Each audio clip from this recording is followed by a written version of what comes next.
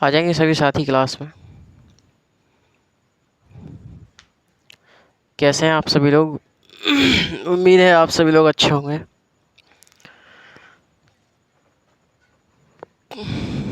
तो साथियों,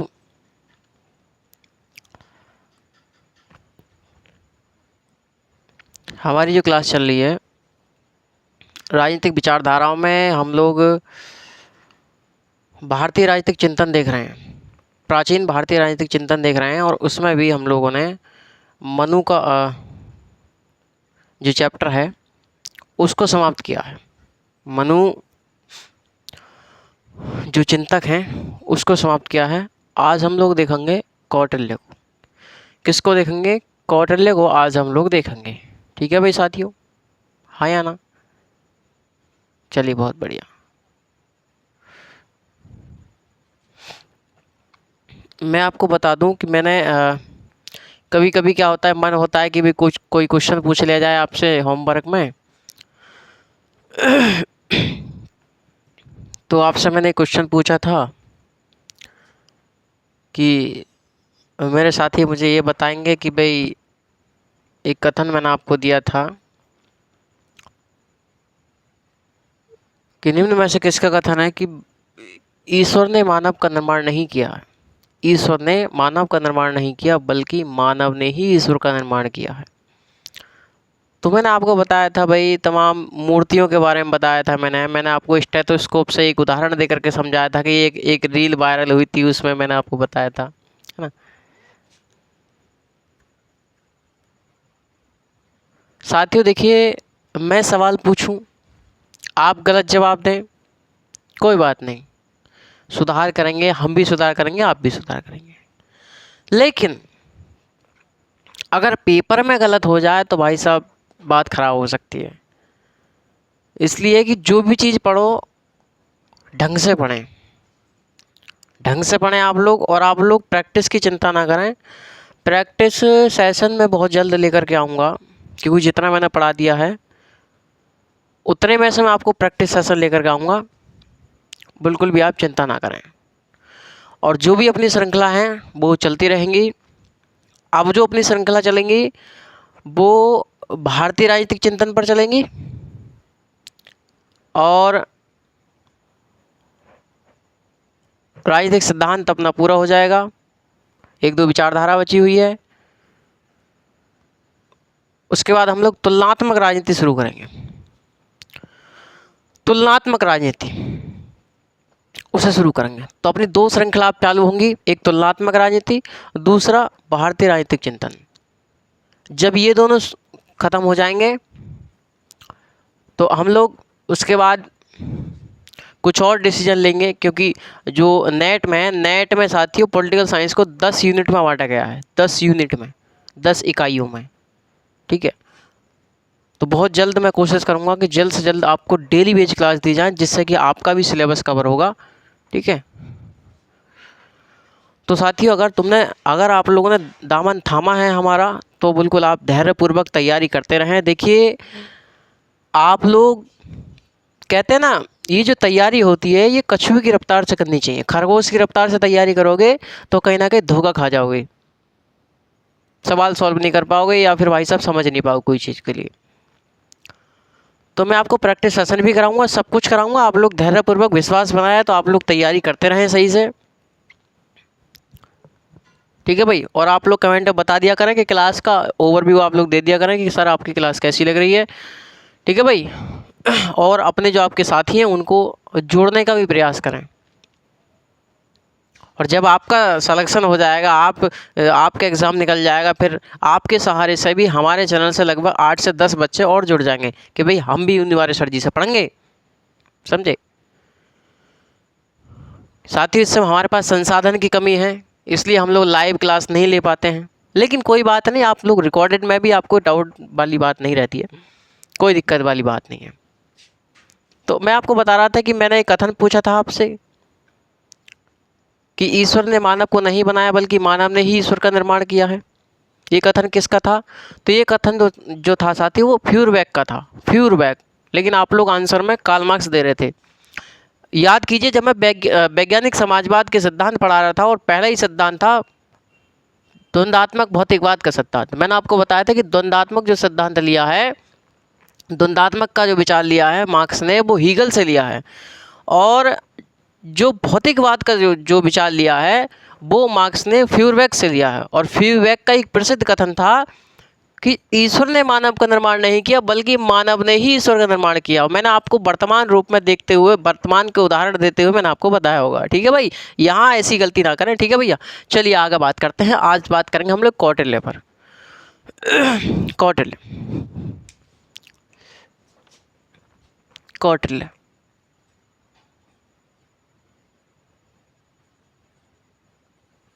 कौटिल्य ठीक है।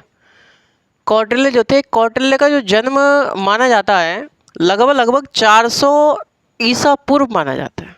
400 ईसा पूर्व, 400 ईसा पूर्व, यानी ईसा मसीह के जन्म से 400 साल पहले। और लगभग इनकी जो मृत्यु हुई है 300 ईसा पूर्व में हुई, 300 ईसा पूर्व। ठीक है भाई, जब तो हम ईसा मसीह के जन्म तक आएंगे। ये कह रहा है कि ईसा मसीह के जन्म से 400 ईसा पूर्व पहले, यानी 400 साल पहले, और चले कब तक, 300 साल पहले तक।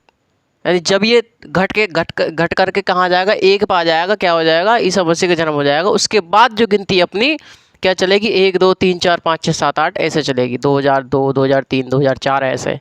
लेकिन ईसा मसीह के जन्म से पहले क्या चलती थी, उल्टी चलती थी, है ना। 600 ईसा पूर्व से लेकर 500 ईसा पूर्व, फिर 400 ईसा पूर्व, 300 ईसा पूर्व, 200 ईसा पूर्व, 100 ईसा पूर्व, 50 ईसा पूर्व, 10 ईसा पूर्व, है ना। इस प्रकार से ईसा मसीह के 400 साल पहले से लेकर के 300 साल पहले तक ये कह रहा इनका जीवन काल रहा। ये क्या भैया, लगभग में है, लगभग में, लगभग।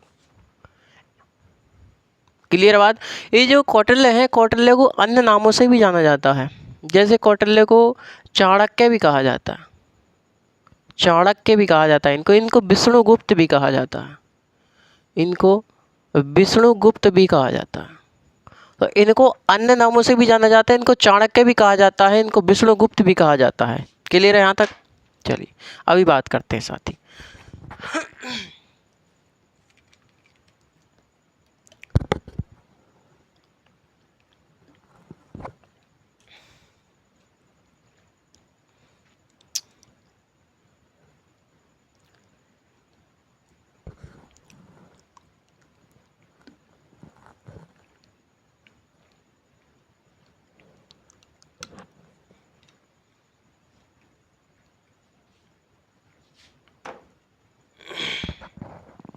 चलिए बात करते हैं कौटिल्य की।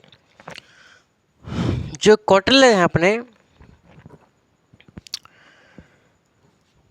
कौटिल्य को साथियों प्राचीन भारतीय राजनीतिक चिंतन का जन्मदाता वो कहा जाता है, जनक कहा जाता है। ठीक है, तो जो कौटिल्य थे, कौटिल्य को प्राचीन भारतीय चिंतन का जनक कहा जाता है। लिखते हुए चलें साथ के साथ। जो कौटिल्य थे अपने, कौटिल्य कहा जाता है, कौटिल्य को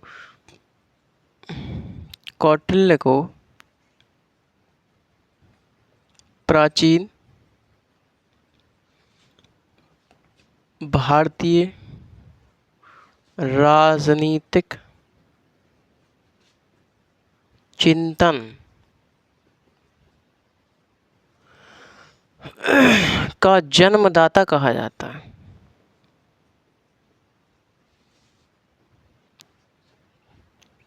यहाँ जन्मदाता नहीं, जनक लिखिए, जनक कहा जाता है, जनक कहा जाता है। तो आपसे क्वेश्चन पूछेगा कि भैया प्राचीन भारतीय राजनीतिक चिंतन का जनक कौन है, तो कौन है भैया जनक? कौटिल्य को इसका जनक माना जाता है। जो कौटिल्य थे साथी, कौटिल्य की प्रसिद्ध पुस्तक है अर्थशास्त्र। क्या पुस्तक है? अर्थशास्त्र उनकी एक पुस्तक है। ये जो अर्थशास्त्र पुस्तक है, ये राजनीति और लोक प्रशासन पर लिखी गई सर्वोच्च पुस्तक मानी जाती है। सर्वश्रेष्ठ पुस्तक मानी जाती है, राजनीति और लोक प्रशासन पर लिखी गई पुस्तक, ये सर्वश्रेष्ठ पुस्तक मानी जाती है। ये जो अर्थशास्त्र पुस्तक है इसमें वर्णन किस चीज का है? वर्णन है भाई साहब दंड नीति का।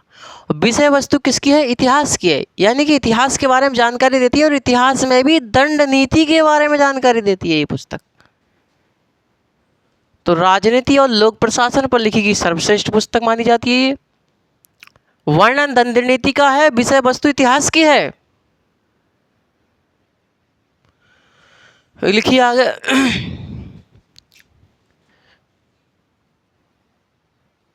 इनकी प्रमुख पुस्तक कौन सी है? अर्थशास्त्र है। क्या है भैया? अर्थशास्त्र है। अर्थशास्त्र में क्या है? जो वर्णन है, जो यहीं पर लिखा है, जो वर्णन है, वर्णन किस चीज का है? दंड नीति का है। वर्णन दंड नीति का है। विषय वस्तु किसकी है? विषय वस्तु किसकी है? विषय वस्तु इतिहास की है।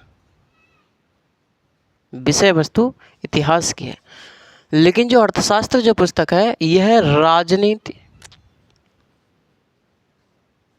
एवं लोक प्रशासन पर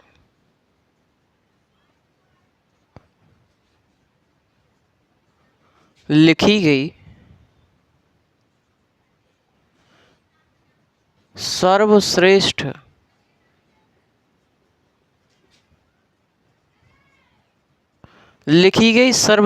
पुस्तक है।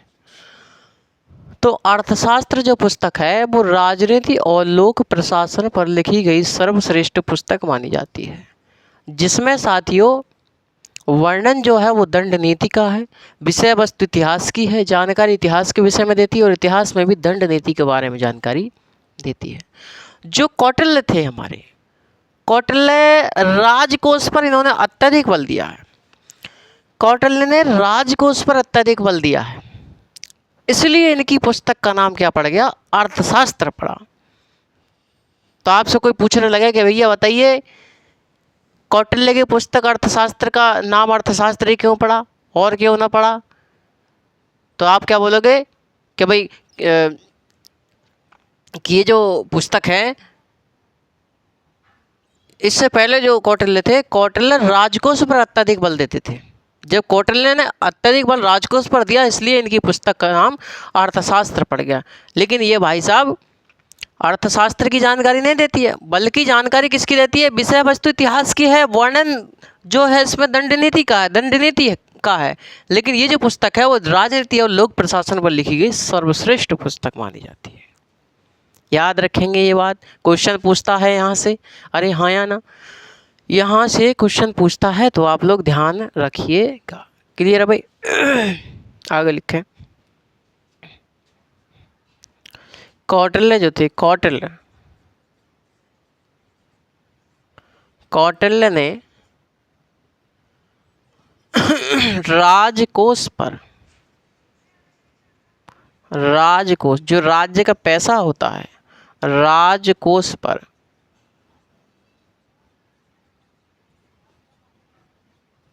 अधिक बल दिया।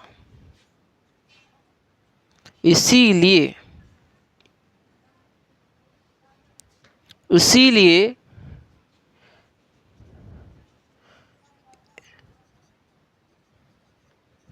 इनकी पुस्तक का नाम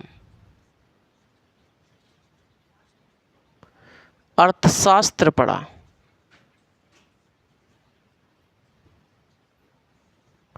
अर्थशास्त्र पड़ा।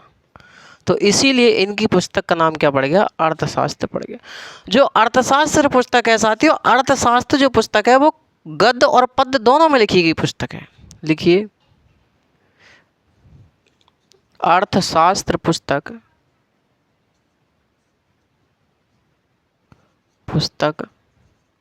गद्य एवं पद्य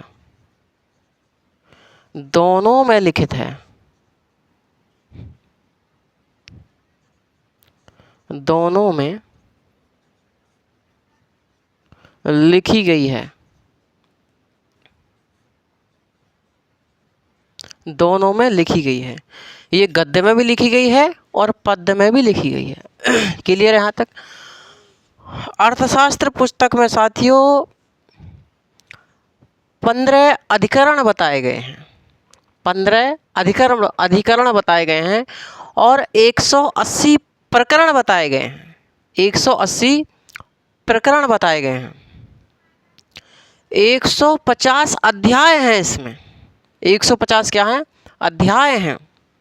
लगभग 6000 श्लोक हैं, लगभग 6000 श्लोक हैं।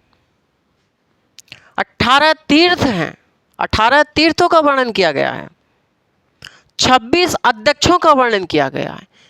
एक बार क्वेश्चन पूछा था कि अर्थशास्त्र पुस्तक में, कौटिल्य के अर्थशास्त्र में कितने अध्यक्षों का वर्णन किया गया? तो भाई साहब कितने? 26 अध्यक्षों का वर्णन किया गया, 26 अध्यक्ष।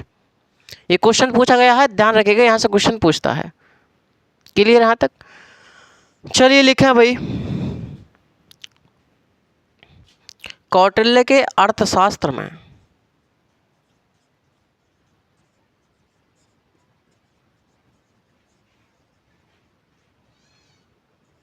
कौटिल्य के अर्थशास्त्र में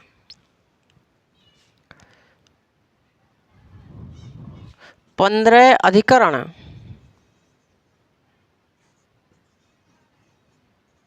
कौटिल्य के अर्थशास्त्र में 15 अधिकरण, 180 प्रकरण, 15 अधिकरण, 180 प्रकरण, 150 अध्याय, 150 अध्याय, लगभग 6000 श्लोक,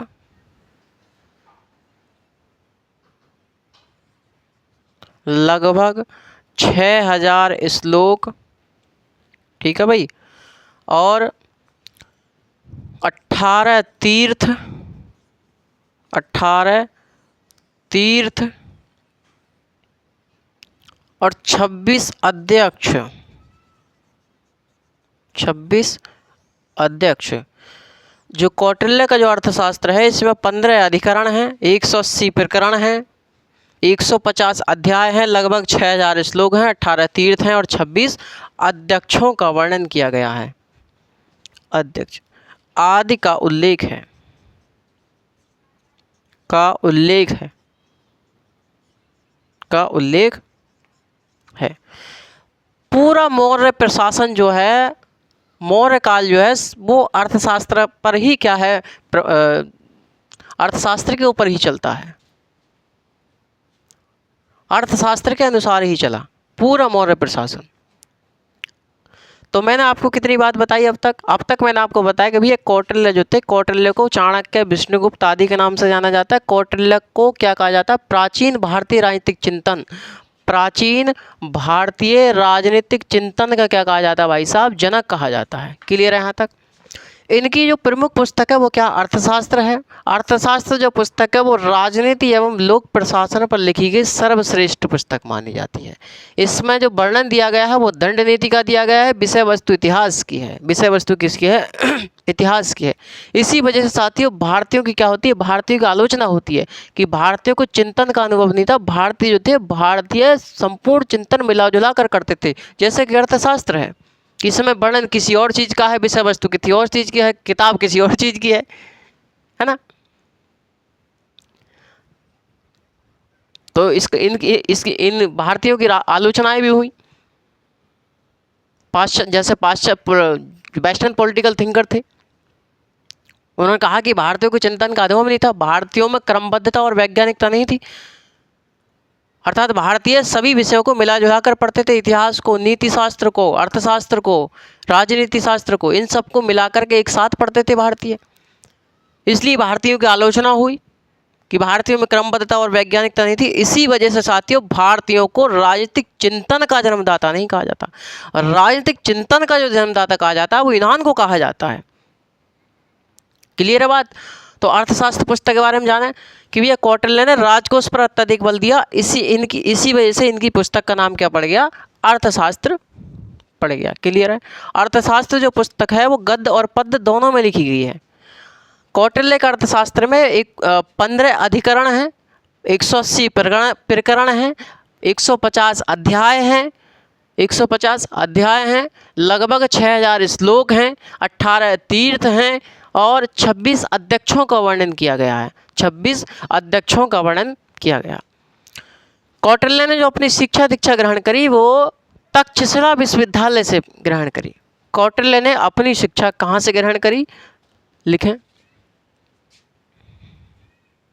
कौटिल्य ने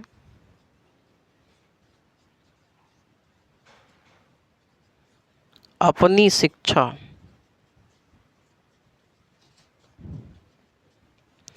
तक्षशिला विश्वविद्यालय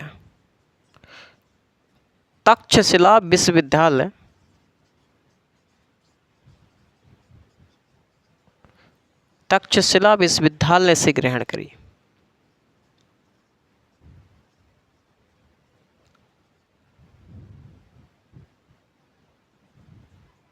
ठीक भैया। तो कौटिल्य ने अपनी शिक्षा कहाँ से ग्रहण करी, तक्षशिला विश्वविद्यालय से ग्रहण करी।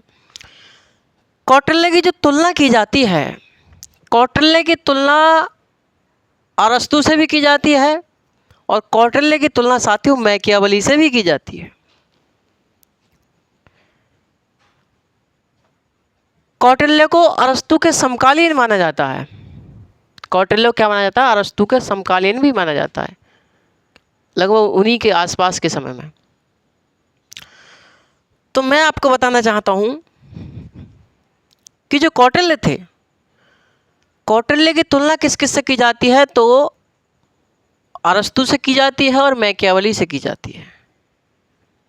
लिखें, कौटिल्य की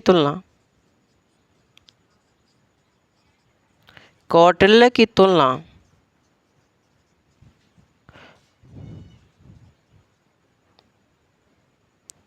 अरस्तु तथा मैकियावली से की जाती है।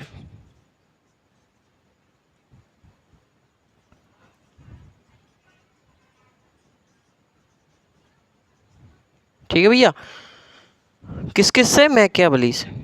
जो कौटिल्य है, कौटिल्य की पुस्तक क्या क्या नाम है, अर्थशास्त्र है। ठीक है। और जो अरस्तु है, अरस्तु क्या पुस्तक का नाम है, पॉलिटिक्स। अरस्तु की पुस्तक का नाम पॉलिटिक्स। प्रिंस किसकी पुस्तक है, तो प्रिंस जो है वो मैकियावली की पुस्तक है, मैकियावली की पुस्तक मानी जाती है ना। जो अरस्तु थे हमारे, अरस्तु के शिष्य के क्या नाम था, अरस्तु के जो शिष्य थे, अरस्तु के जो शिष्य थे, इनके शिष्य का नाम था सिकंदर। क्या नाम था, सिकंदर। और वहीं जो कौटिल्य थे, कौटिल्य के शिष्य का नाम था चंद्रगुप्त मौर्य। शिष्य क्या नाम था, चंद्रगुप्त मौर्य। चंद्रगुप्त मौर्य इनके शिष्य का नाम था, याद रखेंगे। कौटिल्य भी साथियों, कौटिल्य भी अरस्तु और मैकियावली की भांति इन्होंने भी आगमन पद्धत और ऐतिहासिक पद्धत पर क्या किया है, विश्वास किया है। जब मैं आपको अरस्तु पढ़ा रहा था उस समय मैंने आपको बताया होगा कि आगमन पद्धत क्या होता है ना। निगमन पद्धत और आगमन पद्धत के बारे में मैंने आपको बताया होगा। मैं आपको जरा रिकॉल करा दूं थोड़ा सा। निगमन पद्धत में मैंने आपको बताया था, निगमन पद्धत उसे कहते हैं जो सामान्य से विशेष की ओर चलता है, जो सामान्य से विशेष की ओर चलता है, अर्थात जिसका उत्तर हमें पहले से मालूम होता है, जैसे ज्यामिति, गणित, है ना, ये सब क्या है। दर्शन, ये सब क्या है, निगमन पद्धति में आते हैं। वहीं आगमन पद्धति मैंने बताया होगा, ये निगमन पद्धति का क्या होता है, उल्टा होता है। इसमें सामान्य से विशेष की ओर नहीं चला जाता, बल्कि विशेष से सामान्य की ओर चला जाता है, और इसमें उत्तर पहले से मालूम नहीं होता हमें। ये आगमन पद्धति में मैंने आपको बताया होगा, जो कि अरस्तु इस पर विश्वास करते थे, और मैकियावेली भी इस पर विश्वास करते थे, और कौटिल्य भी इस पर विश्वास व्यक्त किया करते थे। आगे लिखें, कौटिल्य ने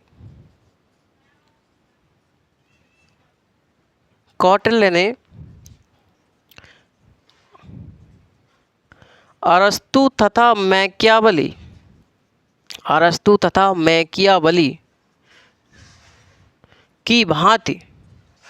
की भांति आगमन पद्धति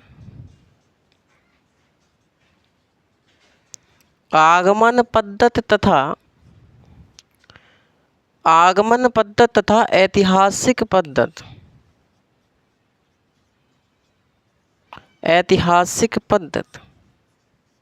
में विश्वास व्यक्त किया।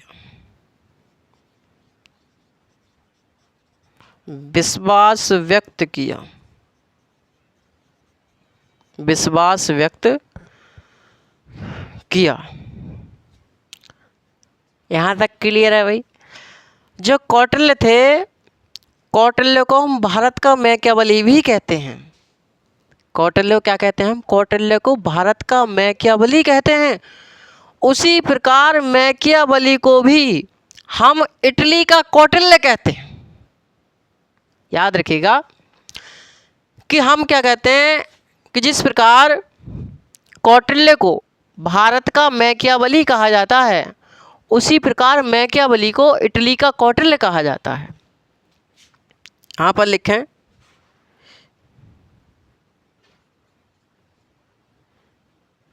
जिस प्रकार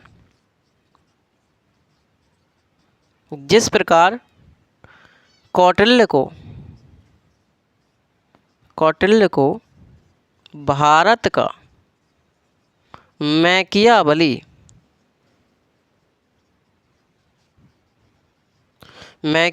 कहा जाता है, उसी प्रकार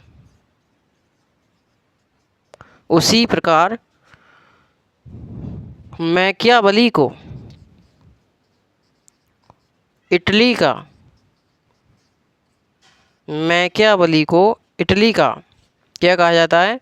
इटली का कौटिल्य कहा जाता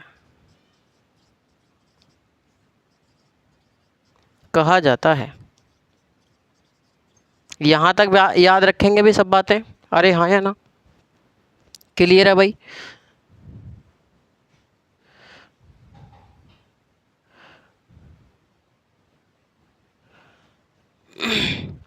याद रखेंगे सभी बातें? क्लियर है? अरे हाँ या ना? तो जिस प्रकार कौटिल्य को भारत का मैकियावेली कहा जाता है, उसी प्रकार मैकियावेली को भी इटली का कौटिल्य कहा जाता है। क्लियर है बात? ये जो थे साथियों, कौटिल्य ने भी मैकियावेली की भांति इन्होंने भी निरंकुश राजतंत्र में अपना समर्थन किया है। यानी कि मैकियावेली की भांति कौटिल्य ने भी निरंकुश राजतंत्र का समर्थन किया है। यहाँ पर लिखें, मैकियावेली की भांति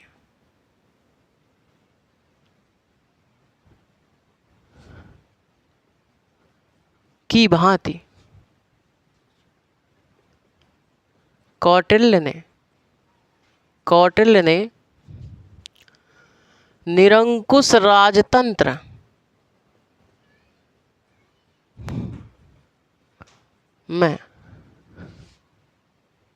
निरंकुश राजतंत्र में का समर्थन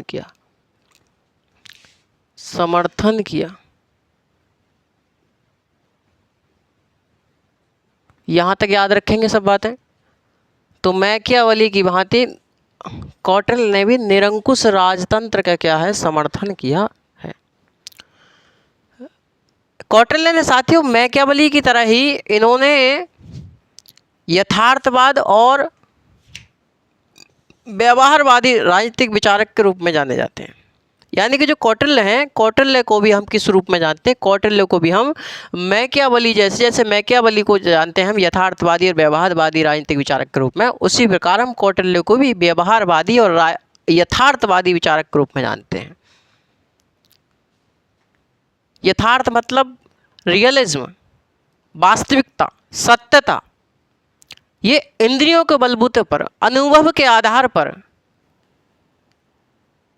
इंद्रियों के अनुसार क्या करते हैं? सत्य को जानने का प्रयास करते हैं, वास्तविकता में विश्वास करते हैं। जो वास्तविकता है उसको जानने का प्रयास करते हैं इंद्रियों के बलबूते पर। ठीक है भाई, लिख लें। यहां पर लिखना चाहें तो मैं आपको बोल रहा हूं, आप लिखें। मैकियावली की भांति, मैकियावली की भांति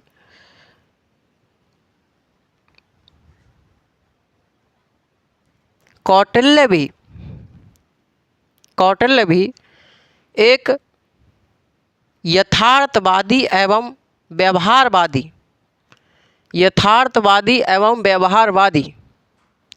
राजनीतिक विचारक,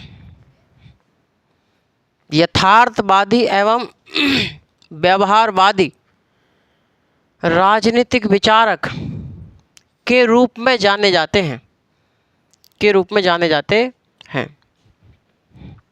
यहां तक लिखें।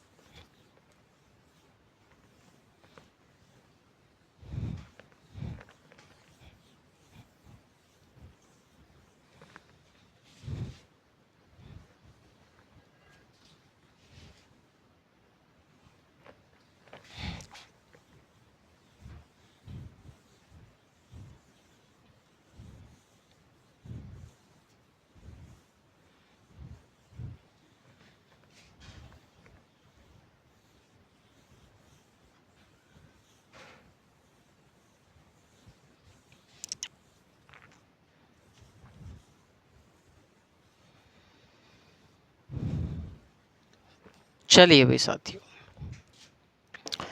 आगे लिखें। भाई जो कौटिल्य थे, कौटिल्य ने अपने राजा की कुछ विशेषताएं बताई। यानी कौटिल्य का जो राजा होगा वो कैसा होगा? अगर हेडिंग डालें कौटिल्य का जो राजा होगा वो कैसा होगा, यानी कौटिल्य का राजा, कौटिल्य का राजा, कौटिल्य का राजा कैसा होगा भाई? जो कौटिल्य थे, कौटिल्य ने भी अपने राजा को कैसा बताया? मनु की भांति बिजगीसु राजा बताया। कैसा बताया? बिजगीसु राजा बताया। बिजगीसु राजा का मतलब है विजय की इच्छा रखने वाला, यानी राजा ऐसा होना चाहिए जो भाई साहब विजय की इच्छा रखता हो, यानी केवल विजय की इच्छा रखेगा, जीत लेने की विजय की इच्छा रखेगा। लिखें, कौटिल्य ने अपने राजा को, कौटिल्य ने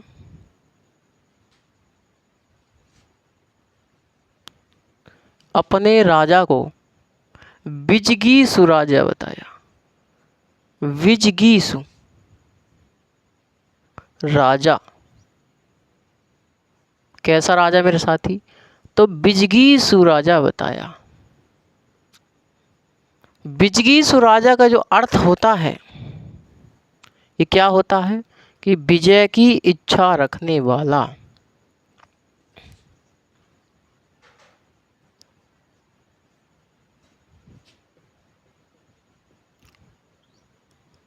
विजय की इच्छा रखने वाला यानी बिजगीसु राजा। तो कौटिल्य ने अपने राजा को बिजगीसु राजा बताया। कौटिल्य ने कहा कि राजा को 4 विद्याओं में पारंगता हासिल होनी चाहिए। लिखिए, कौटिल्य कहते हैं कि राजा को 4 विद्याओं में पारंगता हासिल हो। कौटिल्य के अनुसार, कौटिल्य के अनुसार राजा 4 विद्याओं में, 4 विद्याओं में पारंगत हो। 4 विद्याओं में क्या हो? पारंगत हो। पहला उन्होंने बताया अनविच्छिकी। राजा कैसा हो? अनविच्छिकी हो, यानी कि राजा को तर्क एवं दर्शन का ज्ञान होना चाहिए। जो राजा होगा, राजा को तर्क और दर्शन का ज्ञान होना चाहिए। राजा ऐसा होना चाहिए। पहली जो उन्होंने बात बताई, पहली जो उन्होंने 4 विद्याओं में से एक विद्या बताई कि राजा कैसा हो? राजा अनविच्छिकी हो।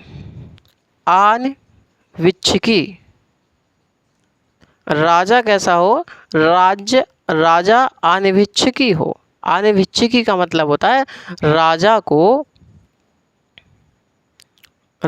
को तर्क एवं दर्शन का ज्ञान हो।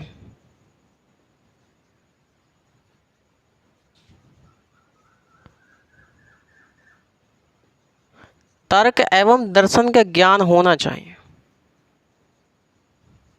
ठीक है भैया? तो राजा को तर्क एवं दर्शन का क्या होना चाहिए? ज्ञान होना चाहिए। दूसरा इन्होंने बताया राजा जो हो वेद यानी त्रयी का ज्ञाता हो। दूसरा इन्होंने बताया कि जो राजा हो वो त्रयी का ज्ञाता हो। त्रयी का ज्ञाता हो, त्रयी का ज्ञाता हो, अर्थात राजा को ऋग्वेद,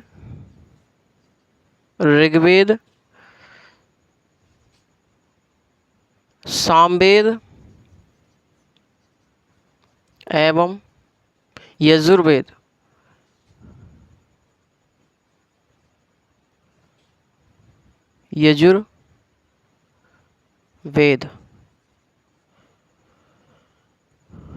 का ज्ञान हो। क्लियर है भाई?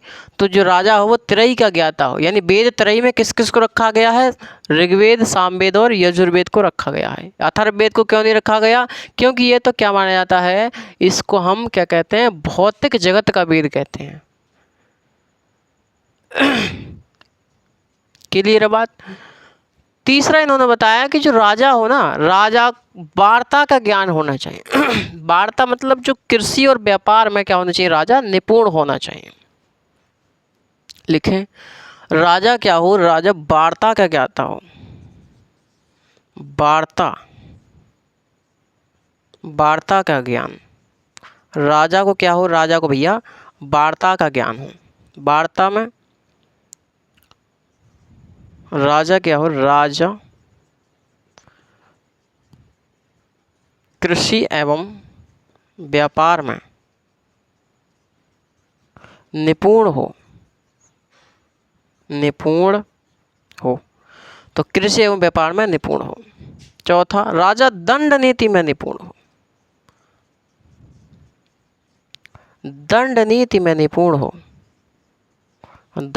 में निपुण।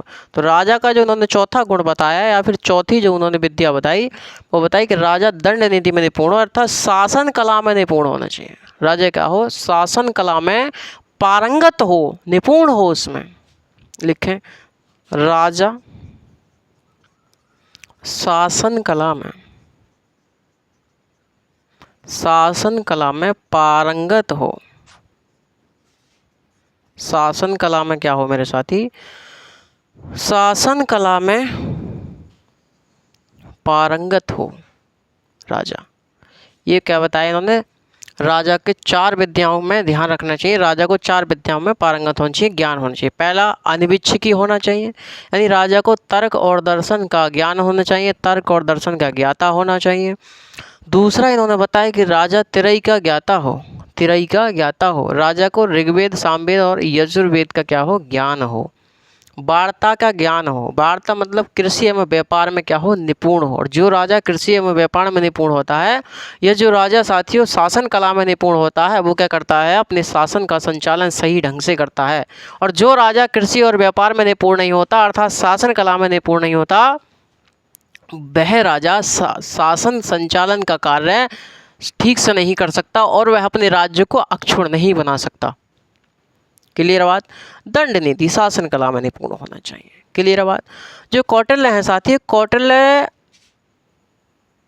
ने अपने ग्रंथ में ग्रंथ उनका अर्थशास्त्र, तो अर्थशास्त्र में उन्होंने किस पर अत्यधिक बल दिया है, तो उन्होंने साथियों दंड नीति पर अत्यधिक बल दिया। लिखें, कौटिल्य ने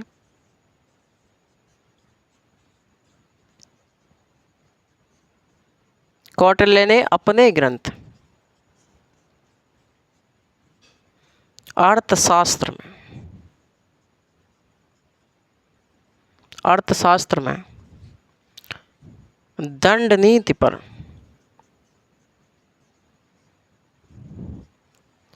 सर्वाधिक बल दिया।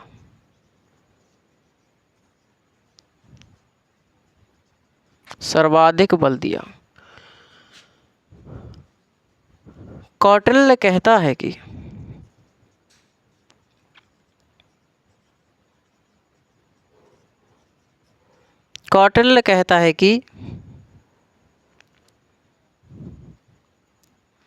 जो राजा जब तक शासन कला में, जो राजा है जब तक शासन कला में निपुण नहीं होगा, तब तक वह राज्य को अक्षुण्ण नहीं बना सकता।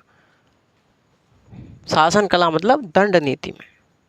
लिखें, जब तक राजा शासन कला में दंड नीति में निपुण नहीं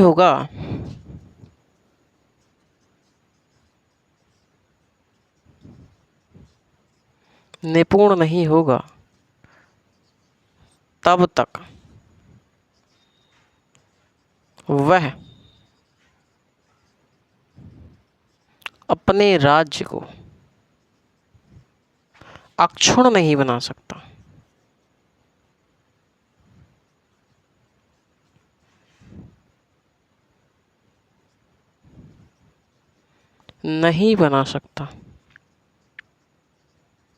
अक्षुण्ण नहीं बना सकता यानी कि शासन का संचालन ठीक से नहीं कर सकता। कौटिल्य ने अपने अर्थशास्त्र में साथियों राज्य की उत्पत्ति पर ध्यान दिया है, राज्य के सप्तांग सिद्धांत पर ध्यान दिया है, राजा के गुणों पर ध्यान दिया है, और राजा की विदेश नीति, गृह नीति, इन सब पर क्या दिया है, इन सब का वर्णन किया है। लिखें, कौटिल्य ने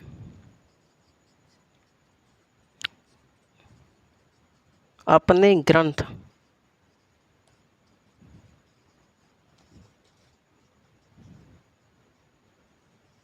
अर्थशास्त्र में राज्य की उत्पत्ति, राज्य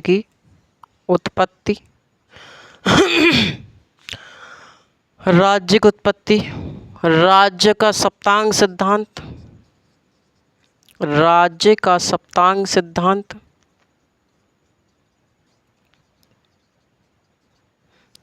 का सप्तांग सिद्धांत, राजा के गुण,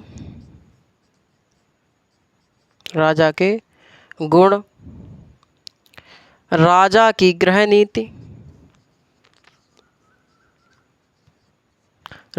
की गृह नीति, एवं राजा की विदेश नीति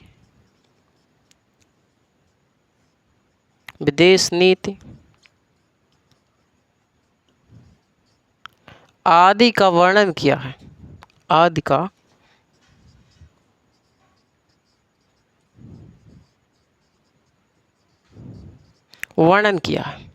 इन सब का क्या किया भैया वर्णन किया है। कौटिल्य के अर्थशास्त्र में क्या क्या है भाई? कौटिल्य के अर्थशास्त्र में साथियों मैंने आपको बताया है, कौटिल्य के अर्थशास्त्र में 15 क्या है? 15 अधिकरण हैं। अभी मैंने आपको लिखवाया 15 अधिकरण हैं इसमें। जब इसमें 15 अधिकरण हैं, 180 प्रकरण हैं, 180 प्रकरण हैं, 150 अध्याय हैं, लगभग 6000 श्लोक हैं, 18 तीर्थ हैं और 26 अध्यक्ष हैं। इन सब का वर्णन किया गया है। याद रखिएगा, क्वेश्चन बनता है। ठीक है भाई, तो आगे मिलते हैं आपसे नेक्स्ट सेशन में। आगे हम बात करेंगे जो कौटिल्य हैं, कौटिल्य का राज्य की उत्पत्ति पर क्या विचार था। साथियों, कौटिल्य ने भी होब्स की भांति ही सामाजिक समझौते के सिद्धांत पर ही विश्वास व्यक्त किया है। हम लोग कल बात करते हैं नेक्स्ट सेशन में। तो जब तक के लिए बने रहिए, तंदुरुस्त रहिए, खुश रहिए, अपनी तैयारी अच्छे से करते रहिए और साथियों गलतियां कम करें, अच्छे से पढ़ाई करें। ठीक है, नमस्कार, जय हिंद।